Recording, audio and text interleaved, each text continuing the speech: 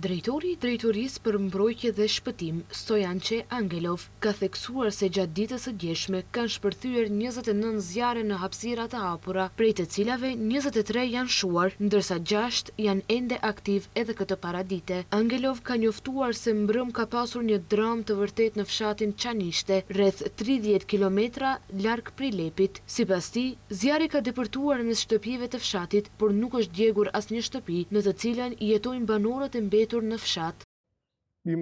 Mirënjohje shumë e madhe për zjarrthikësit e Prilepit, të cilët me përkushtim të madh luftuan me zjarrin dhe arritën të shpëtonin pjesën më të madhe të fshatit. Falënderime edhe për zjarrthikësit e vullnetar nga manastiri, të cilët u angazhuan përmes ekipit për reagim të shpejtë të drejtorisë dhe punuan gjatë gjithë natës, madje po punojnë edhe tani. Ata shuan një sipërfaqe të madhe të përfshirë nga zjarri dhe mendoj se sot do ta vendosim këtë zjarr në kontroll të plotë.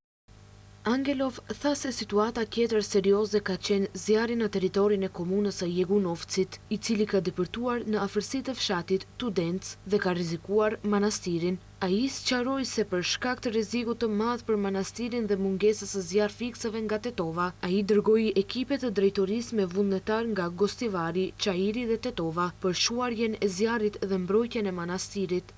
Karakteristike përbashkët e të gjitha këtyre zjarreve është se askund nuk po digjet pyll cilësor dhe për momentin nuk kemi fshatra të rrezikuara, ka deklaruar Angelov. Ai theksoi gjithashtu se deponia e Kratovës është mbuluar plotësisht dhe nuk po e ndot ajrin në qytet.